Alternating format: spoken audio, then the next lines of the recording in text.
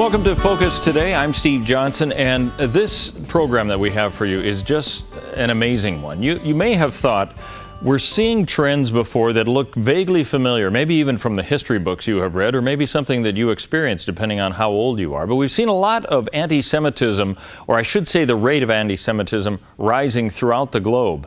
And in fact, we find out that it's probably more true than what we had thought. Our guest for the next 3 segments, and I think you're going to find it fascinating, his name is Irving Roth. He was a Nazi prison inmate in 2 of the most notorious prison camps, concentration camps they had, Auschwitz and Buchenwald. And just last week, he talked with our own Perry Atkinson about his experiences and what he's seeing now. Well, today is a very special day here on Focus Today. We have a very special guest, Irving Roth, with us today, and I think you're going to find his story to be absolutely fascinating. And what I'm going to encourage you to do is be listening shortly. We'll be giving you an email address where you can email him to get a copy of his book and his memoirs, and we'll be giving you also a couple of websites that you can resource as well. And he's a Holocaust survivor, and from there the story, it really unfolds. Irving, thank you for being with us. My pleasure to be here. And you've been traveling throughout Oregon. Yes. You sure you don't want to move here? Actually, it's quite exciting. We did some traveling today, and the scenery is magnificent. That's wonderful. Well, your story is magnificent. Now, you have capsulated your whole life in this memoir, right? Yes. And people can get that by emailing you. We'll give that address out in just a little bit, but fascinating story. Tell us your story. It begins in Czechoslovakia, and that's where you were born, right? Yes. What happened? Well, Czechoslovakia being, it was, when I was born, it was a democracy. And of course, the war comes along and suddenly part of Czechoslovakia becomes Slovakia and becomes a fascist country which begins to persecute Jews, emulating totally what Germany has done. And so my life changes from living in a totally integrated society, integrated school with friends of every religious denomination, and suddenly I'm ostracized. I am not allowed to do certain things, and eventually, as so much of European Jewry, I wind up in a place called Auschwitz, subsequently in Buchenwald, and eventually, of course, 1945, liberated. Wow. All right. So how old were you when things began to change? When I was 10 years old. I was born in 1929, so 1939 really is the change that takes place, because Germany occupied Sudetenland in 1938 with the blessing of England and France and the rest of the world, with the promise of no war, no more land. Czechoslovakia can stay just the way it is. But of course, that does not happen. In 1939, in the spring, Germany occupies the Czech portion, and Slovakia becomes now a fascist country. Wow. Well, those of us who've read about it but didn't live through it, how were Jews treated, including your family? Very badly. When did it begin? It really began in 1939, almost immediately after the formation of Slovakia, with small little things like you can't go into the park because you're a Jew. You can't go to the beach because you're a Jew. And then it escalates into you can't own a fur coat because that's a luxury and because you're a Jew. And eventually I get thrown out of school because I'm a Jew. My father's business is taken away from him because he's a Jew. And of course, 1942 begins the actual murder of the Jews of Europe in a wholesale fashion by creating the death camps in Poland. And that's when things go down. Wow. September 2nd, 1940, significant day for you. Tell us about it. September 2nd, 1940 is significant because that's the day I'm thrown out of school. Very significant in that not only do I get thrown out of school, not only do all the Jewish teachers get fired on that day, but I go to the field where I play with my friends. I'm a very good soccer player. And the coach and my friends tell me I can no longer play because I'm a Jew. And that's extremely significant. It's betrayal. I'm having a hard time digesting all of this. Was your family separated? Yes. Eventually what happens, we managed to actually go from Slovakia and escape from Slovakia, where the Jews are being shipped to Auschwitz and other death camps. We managed to get into Hungary. In Hungary, I live with an aunt in a small village, and my brother. And my parents go into Budapest, to the capital, because my father needs a job. And that's where the separation comes from my parents. And eventually I wind up in Auschwitz with my brother, and we're together. How did that happen? How did you end up there? Well, what happened is that in 1944, in the spring, the Jews have been murdered en masse in the death camps all along. But in 1944, the only country where the Jews are still at home, as families, and the men are in the slave labor force, but as families, they're at home. Nazi Germany, together with the Hungarian Nazis, decide that there's this large number of Jews still alive. And therefore, the final solution to the Jewish question has not been accomplished. And so in 53 days, 437,000 Jews are taken from their home to a ghetto, to Auschwitz. And upon arrival, 90% of those that arrived are murdered. You obviously feared for your life. Yes. How did you get through this? By luck, being in the right place at the right time, and I think providence. Sure, of course. I might want to mention to our viewers and listeners here that Mr. Roth is the director of the Holocaust Resource Center. And tell us about that organization. It's a Holocaust Resource Center, and our primary purpose is to educate young and old on what actually took place. And we also discuss how it relates to today. Because today, the Jewish people in the world are still in trouble. Yeah. There's anti-Semitism, certainly in Europe, and there's of course the other piece, which 6 million Jews live in a place called Israel, and they are being not only harassed, but they're threatened with annihilation. So we discuss all that. I want to come to that a little bit, because anti-Semitism all over the world seems to be on the increase again, and how you feel about that.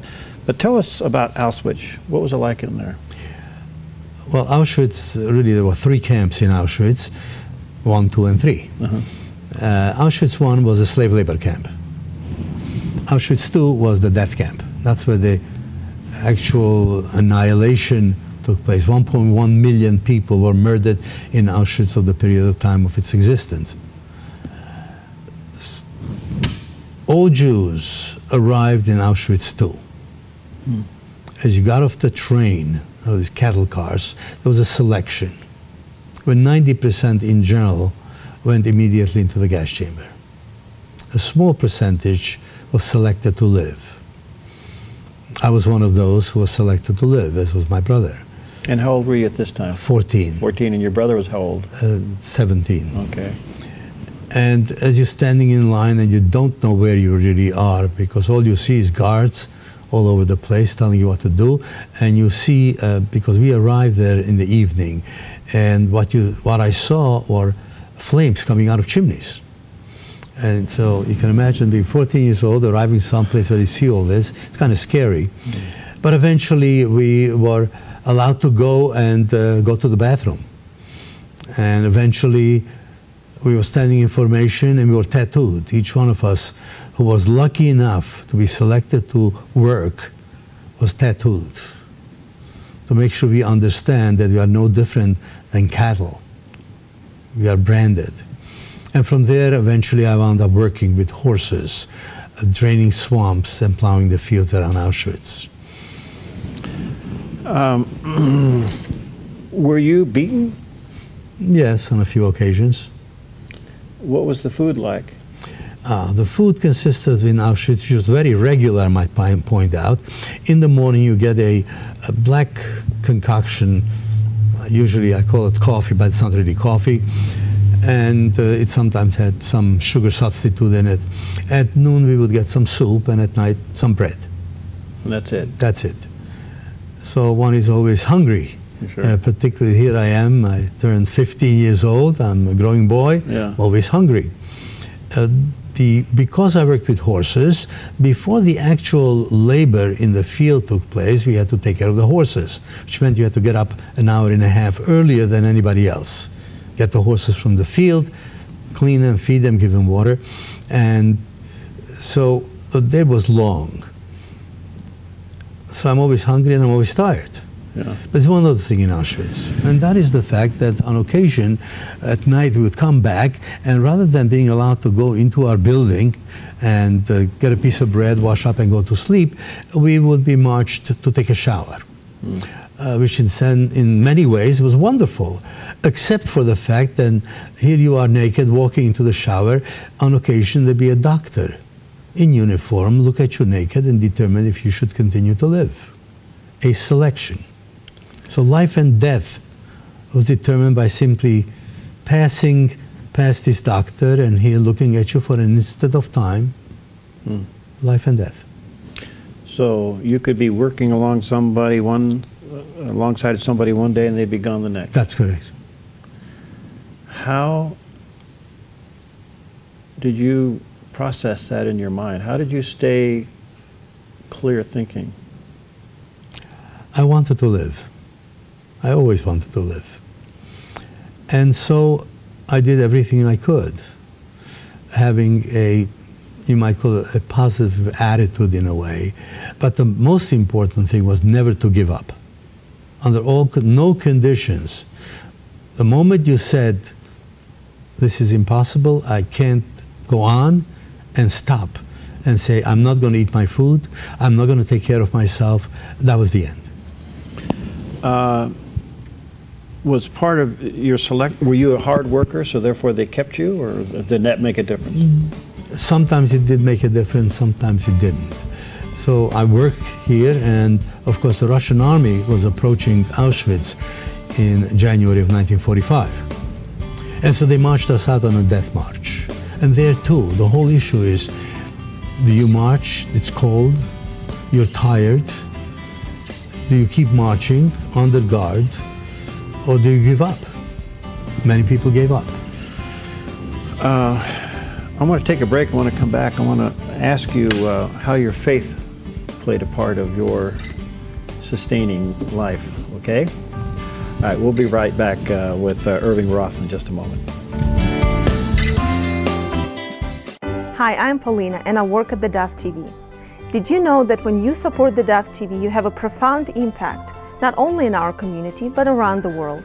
It's your continued support that takes the inspiration and hope in the programs we produce and makes them available to the thousands of people who are watching these videos online every week. Help bring encouragement and hope to our valley and beyond by making a secure online donation today at our website, thedove.us.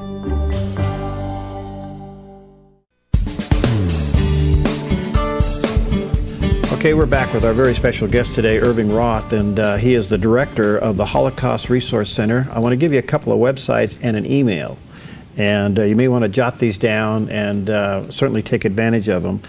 AdoptSurvivor.org is one of them, adoptasurvivor.org.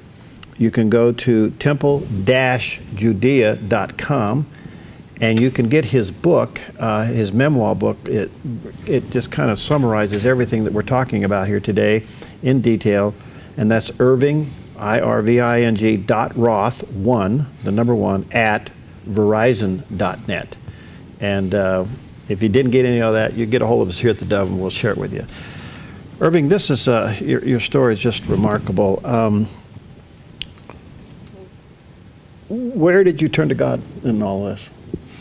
Well, God was always part of my life. I was brought up in a observant Jewish family, and God and I were partners.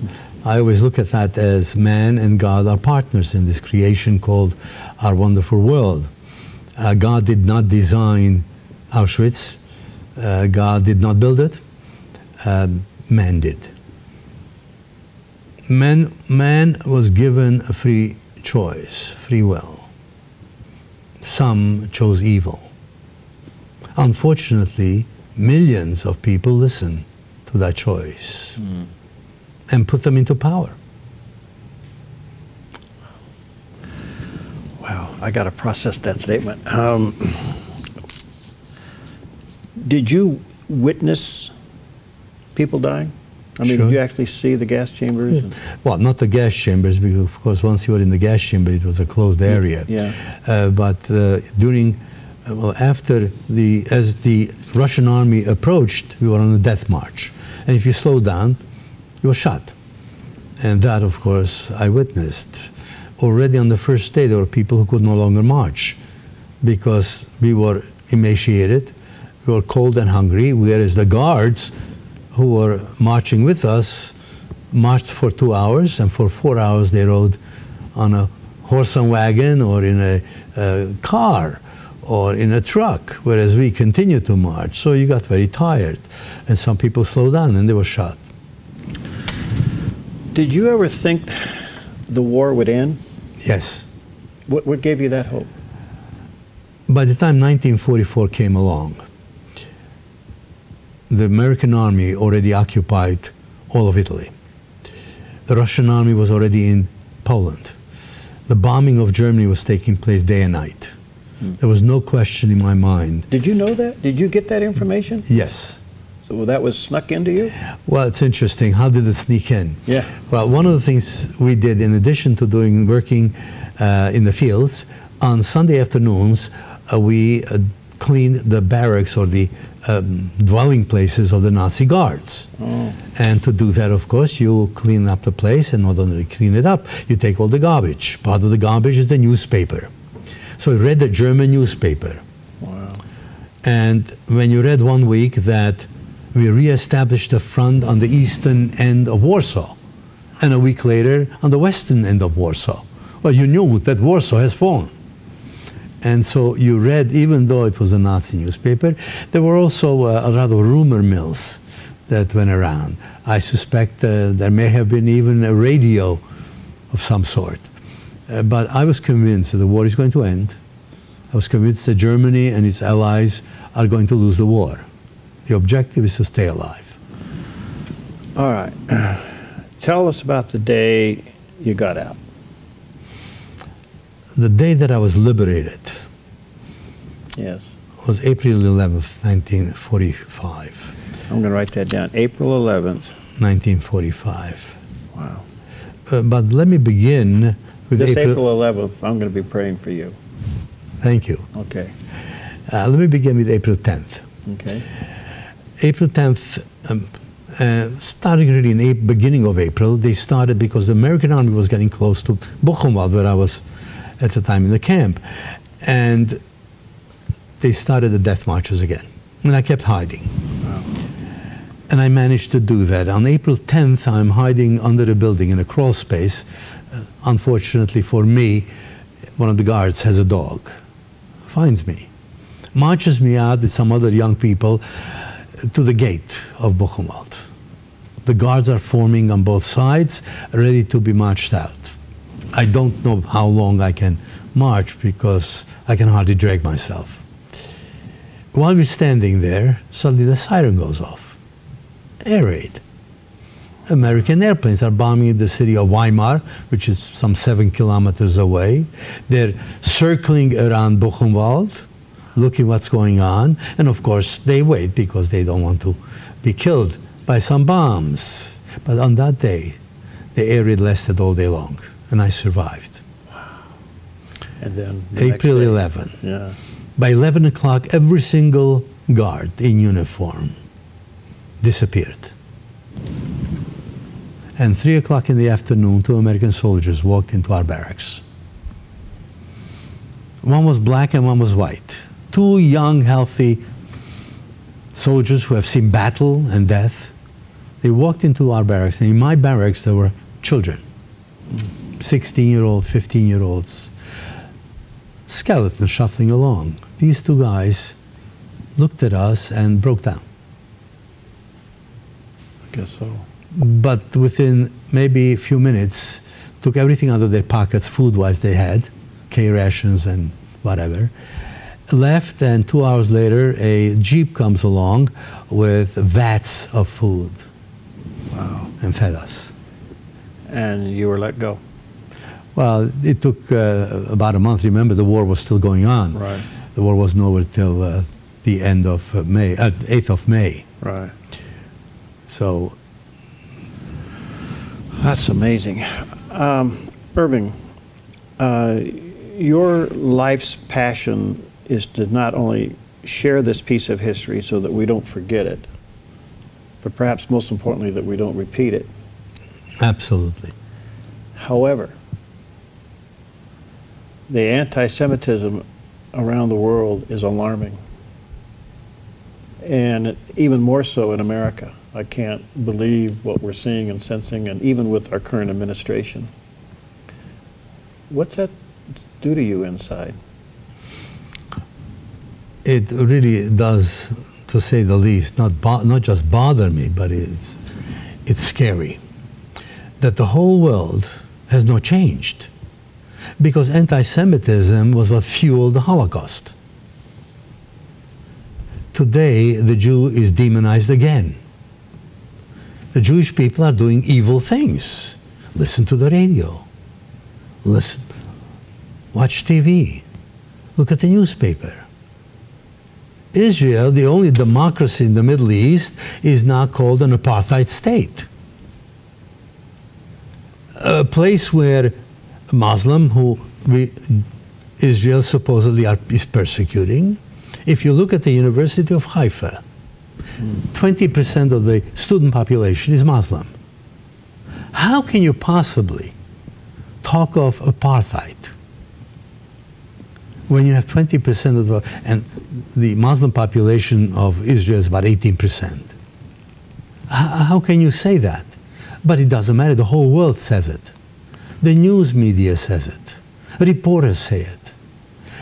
Here is Israel, it's 2014, and day after day, in the spring and early summer of 2014, Hamas is lobbing rockets into Israel. Right.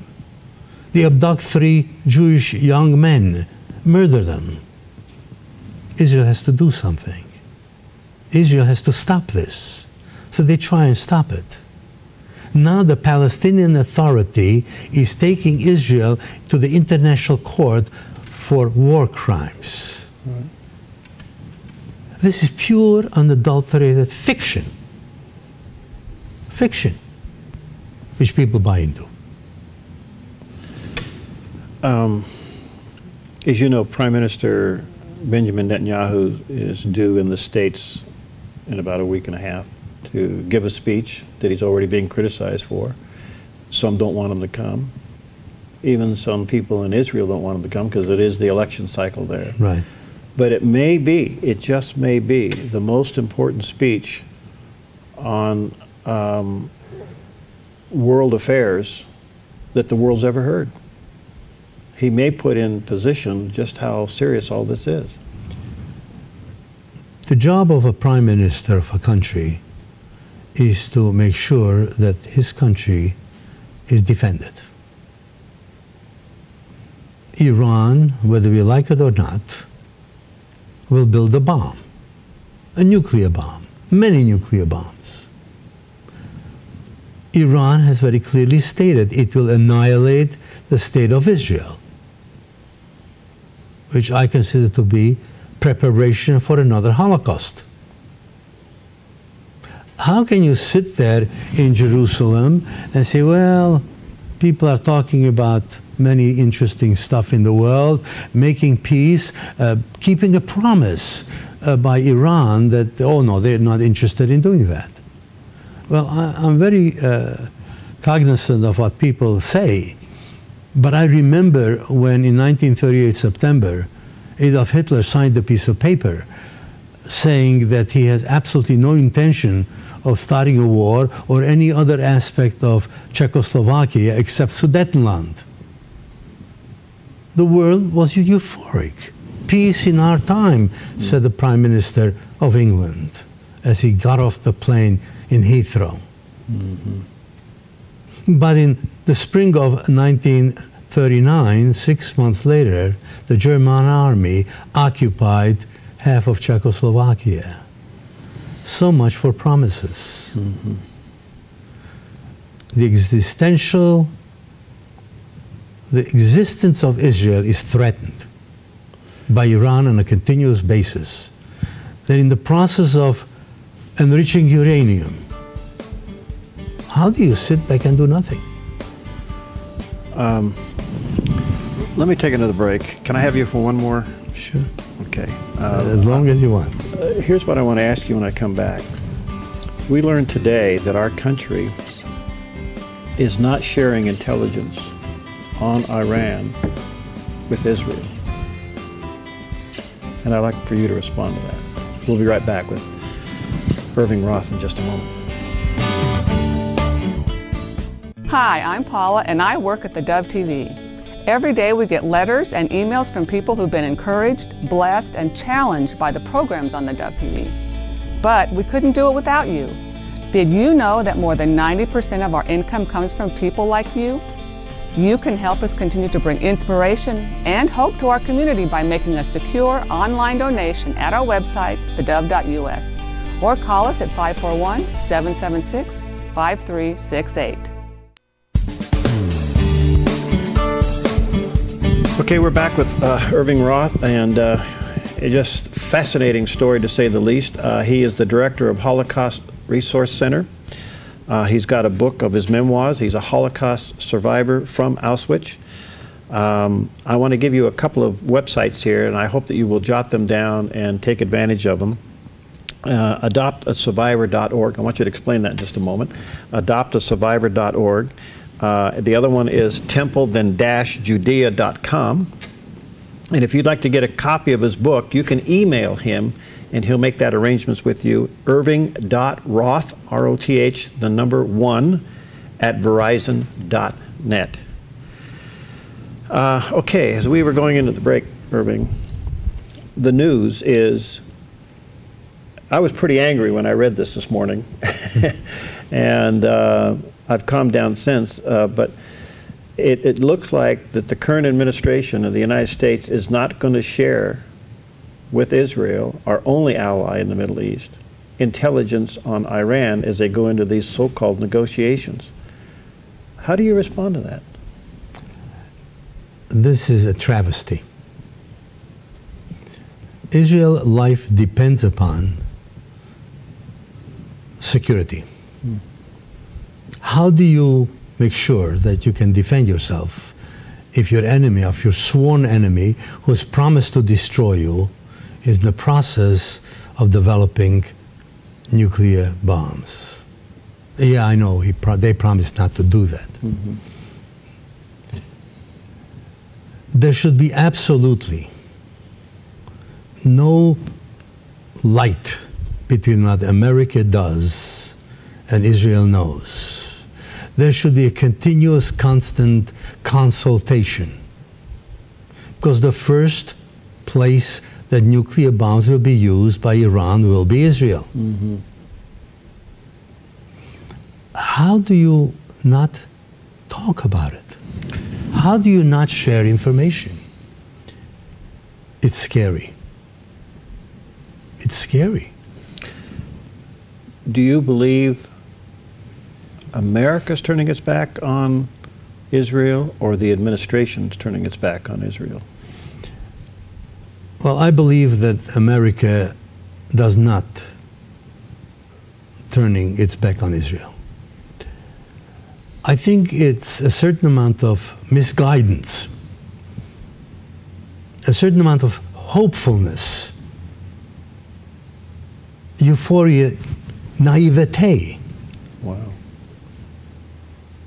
I think that is what the problem is. It's the desire to have peace. It's the desire to keep the world going. But I think it's naive to think that there are people who have proven themselves to be liars. Mm-hmm. They are supporting all of terrorism. They are the major supporter of terrorism in the world today. How do I equate that with making a deal with them? Yes, I think it's important to try and do that. But I believe it's, Teddy Roosevelt said, verify, verify, verify. How can Christians help? I think Christians are helping. And I've been very fortunate to be involved with a group of Christians, Christians United for Israel, whose single agenda is the safety, the security of Israel. That's the agenda. And they do it politically, they do it financially. When I started working with CUFI, there was less than 750,000 members. Today there are 2.1 million. Wow. Christians who are supporting the idea that Israel needs to exist as a state and has the right to exist. And that's the hope. If there is one request I have of everyone in America, join CUFI. Go from the 2.1 million to 21 million to 210 million, making sure that Israel as a state exists. After all, why does the Czech Republic exist? What right do they have to exist? What right does France have to exist? Because they're a set of people. The Jews have been living in that place for 3,000 years. Right. Yes, they were chased out. Right. But there's always Jews living in this land, where they created a country, a kingdom, a culture. And for 2,000 years, they prayed for the return to Jerusalem every single day, 3 times. And finally, they're back. Why should we not say they have the right to exist? And one of the problems happens to be also, I guess, in the last few days. We in America want to fight terrorism. Terrorism is terrorism. It doesn't matter against whom. Why is terrorism against Israel okay?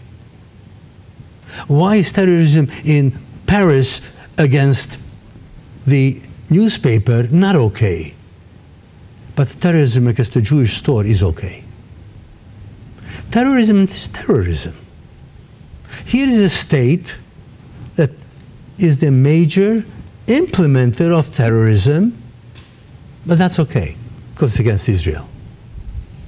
This is bizarre. This is doublethink. This is George Orwell, his book on 1984. We watched 21 Coptic Christians get marched out and beheaded. The next day, 45 people put in a cage and burned to death. They didn't want to call them Christians, they just wanted to call them Egyptian citizens. At the end of the day, do you believe this is a religious war? In its own way, it is. And of course, we make try to make very fine distinction, not saying it's an Islamic problem. Well, Islam has many pieces to it. People interpret Islam, just like people interpret Christianity, Judaism, and so on. Islam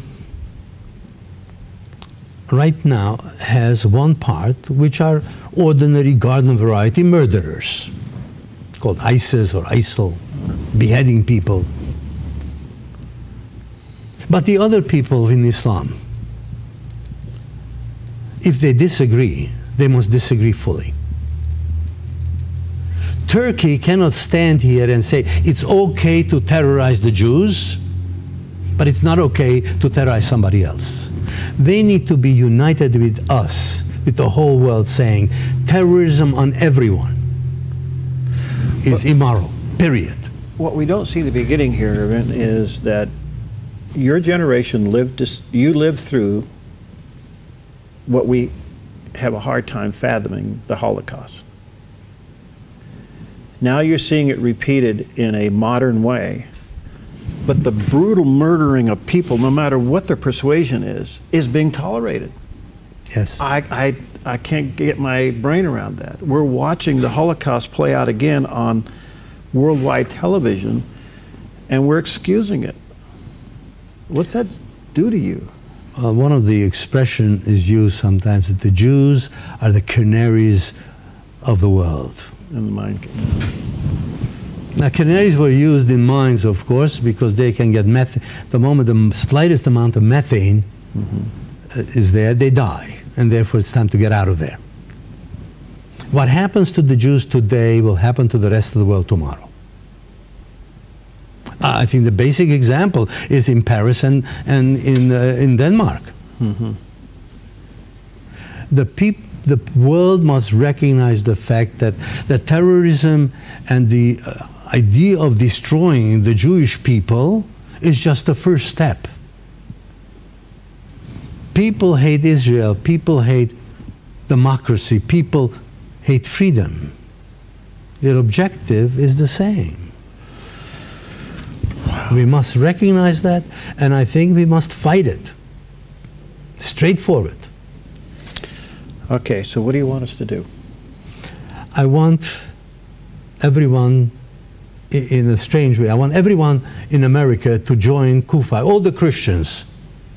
And I would like all the Muslims to join an organization similar to it, saying murder anywhere is immoral.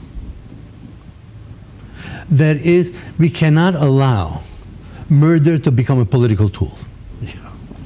And I think we have allowed murder to become a political tool because you're oppressing me, therefore I have the right to murder you. I don't have enough to eat, therefore I can murder you. I don't have a good job, therefore I can allow. No. Murder must not become a political tool. It has become so, and we are not fighting it strongly enough and resolutely enough. You're an inspiration. Thank you, sir. And let me say to our viewers and listeners again, adoptasurvivor.org is one of the websites. Temple-Judea.com is one of the other websites. And the name of your memoirs here? Yes. And what is it here? Okay. This is I'll hold it up to the camera, you can see it there. And if you'd like to get a copy of his memoirs, you can email him, and that email address is, where did I have it here, just a moment. Oh, there it is, Irving.Roth, the number 1, at Verizon.net. You're heading back to New York, that's where you live? On Tuesday. Okay, and when will you be back on the West Coast? Well, probably in May. You have an open invitation here anytime. Well, thank you very much. Blessings on you. Blessings. Irving Roth, our guest. What a fascinating discussion. I know that you'll probably want to see that on repeat as well, and you can check out our Roku channel. Well, coming up, we're going to be talking about some end-of-life issues, and we're going to be discussing the aspect of some events that are coming up that I think you're going to find fascinating. Stay tuned. We'll be talking to representatives of Choosing Options, Honoring Options, as well as from Providence Hospital coming up right here on Focus Today. Hi, I'm Daniel and I work at theDove TV. You know, compared to Portland, Seattle, and LA, Medford might be considered a small market, but at theDove, we're excited about the opportunity to make a big impact right here in our community. And you help make that happen. Did you know that more than 90% of our income comes from people like you? You can help us now by making a secure online donation at our website, thedove.us, or by phoning 541-776-5368.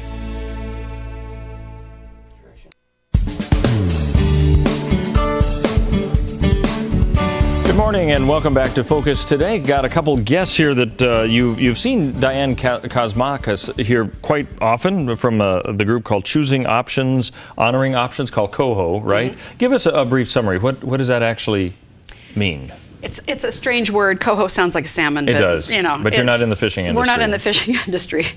And started about 5 years ago. And the premise was we are having difficulties getting people to discuss what their end-of-life options would be when we get there.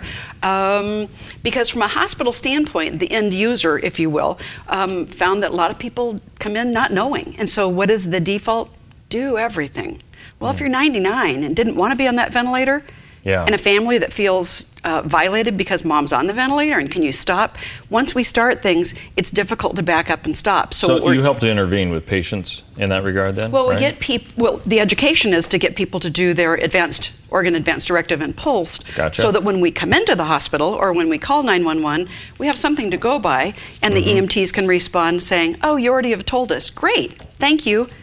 And Gotcha. we can help. So we help people to understand this. Do you work in a variety of hospitals or mostly at Providence? I work primarily Providence in palliative care. Yeah. Okay. Well, that brings us in, and I want to introduce him to our viewers and listeners real quick. Fred Crewe is a chaplain at the hospice. Is that correct? Correct. At Providence Hospital. Now, some people may not have known No, that. at the hospice. So I'm not in the hospital. You're not in the hospital, but the name is Providence, right? It It's is. Providence It Hospice. is. So, see, even I'm confused with this.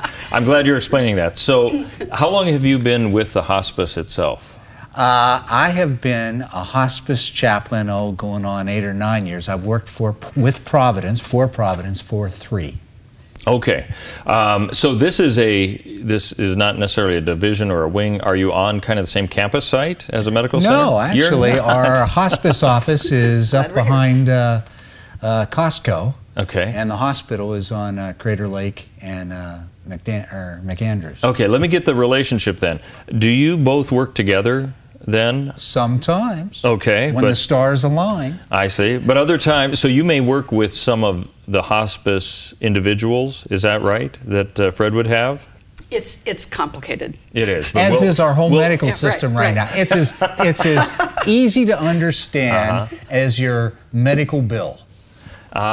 Which hopefully we don't have too many of those. But okay, all right. Well, look, I'm happy to take it separately, but also there's a commonality that you both have here. Right. And we can, I think, work through all of this because you've got an event coming up that I want to mention right away before. If I leave this to the end, we're never going to get to it. Correct. So on February 26th, you have an actress, Megan Cole, who is going to be here. Now, tell me, how does that tie in with both of you? Okay. To make it easy, Diane and I both work with end-of-life issues for folks. Now, Diane is further upstream than I am. I'm sort of at the end of the line, and Diane is well upstream, hopefully, of that. In the hospital. In the hospital. Okay. So before they come, the hospice. Before they may need hospice, they may not need. After Diane's worked with them for a while, they may not need hospice. But if they do, then we come in to help provide support. But so we both work end of life stuff, and that is our connection for working with Coho, and the play coming or the presentation coming up on Thursday at 2 and at 7 at the Smullen Center. I actually saw this presentation about 10 years ago when I was doing my chaplain training. And it's based on the play Wit. And it's the story, the presentation, it's really, what it's really about is the transformation that can occur at the end of life. It's about a lady who was a PhD, Vivian Baring is the character's name in the play, who was a PhD. Her specialty was the poetry of John Donne, who was an English minister during the Black Plague, and his poetry and writing was really brilliant. But she had studied him as an intellect, as an academician, but when she is diagnosed with ovarian cancer and she's actually dying, she reads Donne in a whole new light because she understands what he was talking about, not just from an intellectual place, but from this existential, I'm dying place. And her doctor in the play, Dr. Posner, is treating her as a mechanic would treat a car. And in the play, he comes to realize that there is this beautiful woman that he's caring for, and so he begins to see her as a human being, not as simply body parts that he's trying to fix so that it will live longer. And so the play is about transformation, and that's what a lot of this is about. At the end of life, the miracle of transformation can occur. It can become an incredibly rich and fertile time to reevaluate what our life has been about and what it's meant, and experience that at greater depths than known before. I would imagine, again, this is coming up this Thursday, is that correct? Yes. Correct. At 2 and 7 p.m. This would be very beneficial, I would think, for the family and caregivers of somebody who is either heading into hospice or who's already there. Is that who this is for predominantly, to get an insight into what's going on? Yes, and all of us are going to be touched with death sometime because we're all dying, right? But we don't know when. And we don't know when it'll affect our neighbor, our coworker. And when this confronts us, this steel-hot crucible in life, when you're hit with that and dissected by that moment and that experience, people feel so ill-equipped. So they come to us saying, why haven't you talked about this more? Thus, the series every year for the last 5 years. And we try to bring, Coho discusses through the year, what do we want to bring this year? What is important for people to learn so they're better equipped when it hits us? In what way? Which is the unknown. And this looks like this is the second of a 5-part series of this kind of end-of-life public forum series. Is that right? Well, this is one of the more unique ones. The others don't necessarily have any drama to it at all. But au contraire. Do they? Is that right? Au contraire. Because I'm looking at here and I'm seeing a lot of doctors, cardiologists. That's the following week. Okay. And go. But there's more. Go. Down one more. Okay. The mom not at Thanksgiving dinner. It's the stuff to talk about around the dinner table or not. Is that the idea? So is this another It's another play. Drama? And Peter Quince, a playwright at Shakespeare, each year has written a play for the past 3 years. Well, it's fun. I mean, it's absolutely the theater, the aspect of theater, teaching an individual, experiencing it. People go out of these productions saying, get me these forms, I need to fill these out. Really? So it moves people to action, which is what, from the hospital and hospice standpoint, we're thrilled when people finally get it and go, I need to fill this out. Because this is important, because it actually tells people, practitioners, family, what is it that I want at end of life? And what you're holding here, it says advanced directives, your life, your decisions. This is kind of the, I guess you'd say it's kind of the basic to-do list of what you need to do to make it happen. But this is the emotional connection to actually get to this stage then. Am I right I want that? to add, this is a piece I always add that frustrates everyone. Even if you have these wonderful documents filled out and you don't have the conversation with your loved ones, your loved ones can trump at the critical moment what you have legally put in place. So while these documents are spectacular and should be filled out, unless you've spoken to your family and your loved ones what your wishes are, they can override these documents. So the conversation is most important. Then 1B, so 1A is the conversation, what you would and would not want to have done in your particular, and 1B would be to have the documents. Well, now that's interesting. Have you used theater to have people come to the point of being able to say, I need an end-of-life directive? Yes. Have you done that before? Yes, this is the 3rd year where we'll have a theatrical play. So obviously it's March been successful then. It's been wildly successful. That's why Were you surprised at that, or did you think that kind of makes sense? Yes and no. I learned through theater. I love theater, and in fact, this particular theatrical play, Wit, for me as a nurse, when I looked at her moment when the doctor was saying, you've got ovarian cancer, and she just goes into another planet. She's like, not talking about me. That can't, no, that's not me. She goes into another world, which I experience in the hospital when the doctor comes in to say, I've got really bad news. We've gotten the test back. And I know that patient and family goes into another planet. So they've been told something. What did they hear?